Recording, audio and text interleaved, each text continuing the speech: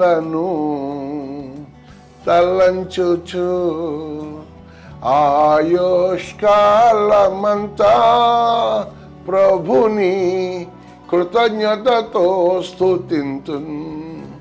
Praise the lord. ఏంటి పాటలు పాడుతున్నాను?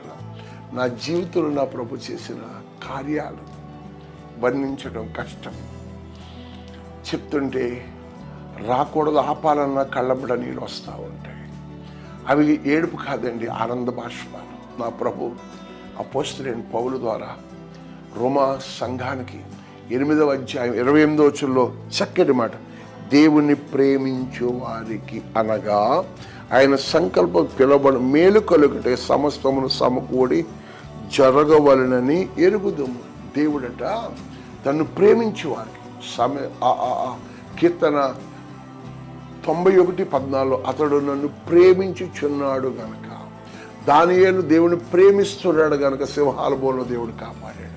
ఆచారం పిలవబడిన వారి పిలుపు సంకల్పంలో ఉన్నప్పుడు దేవుడు పిలుస్తాడు, బయటికి రా. ప్రభుత్వం ఉన్నాడు దేవుని సన్నిధిలో.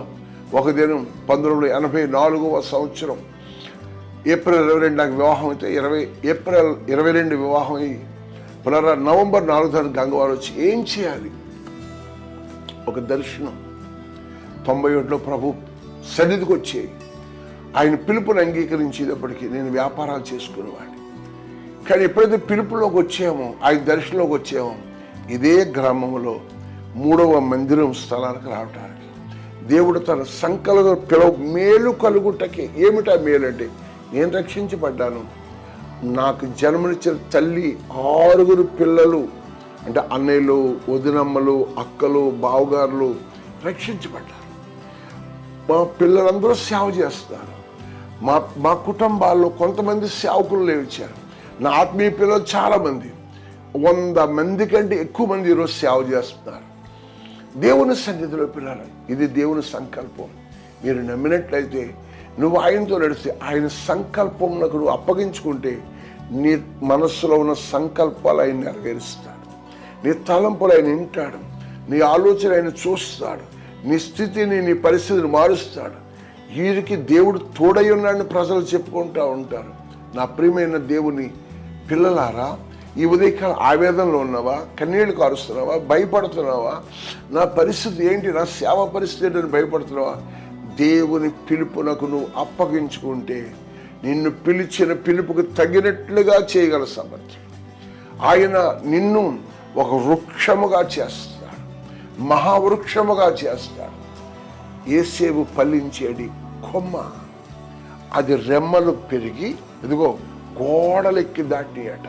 ఎంత ఆశ్చర్యం, ఎంత ఆశ్చర్యం!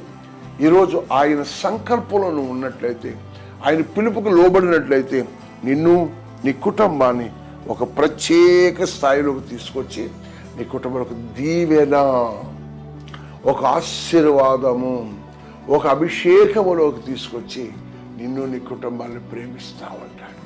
ఇతడెవరో, ఇతడు ఎంత గనుడో చూడుడి అని చెప్పుకునే వారిగా ప్రచారం చేస్తారు. యేసయ్య వెళ్తుంటేనట, జనసమూహం వస్తుంటే లోకమైన వెంటెళ్ళిపోతుంది. నేను ఆయన సంకల్పం, తండ్రి చిత్తాన్ని నెరవేరుస్తూ ఉన్నాడు. నా ప్రియమైన వాళ్ళారా, దేవుని సన్నిధిలో అబ్రహాం లింకన్ అనే దైవసేనుడు ఒక సామాన్య కుటుంబానికి చెందినవాడు. ప్రభు దర్శనాన్ని బట్టి వచ్చాడు. ప్రపంచం ఆయనతో నడుస్తూ ఉంది. దేవుని సన్నిధిలో పిల్లరా, విలియం కేరీ తను తన భార్య బిడ్డను తీసుకుని వచ్చాడు. అందరూ పోయారు, కానీ ఆయన నిలిచాడు. ఈరోజు పరిశుద్ధ గ్రంథం, లక్షల కోట్ల గ్రంథాలు ప్రింట్ అవుతున్నప్పుడు ఈ ప్రింటింగ్ మిషన్ పిల్లరా ఇవన్నీ చూస్తుండే ఎవరు జ్ఞాపకం వస్తున్నారు తెలుసా?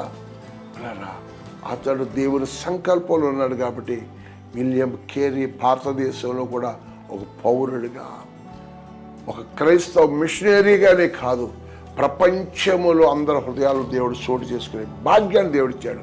ఆయన సంకల్పంలో ఉంటే నిన్ను, నీ కుటుంబాన్ని హెచ్చించి ఒక ప్రత్యేక స్థాయిలో నిలుపుతాడు. అట్టి కృప కావాలని మోకరించి ప్రార్థన చేసుకుని, తండ్రి నీ చిత్తము నా జీవితంలో నెరవేరుటకు నీ సంకల్పంలో నేను బ్రతుకుతాను, జీవిస్తాను. అట్టి కృప తోడై ఉంటుంది.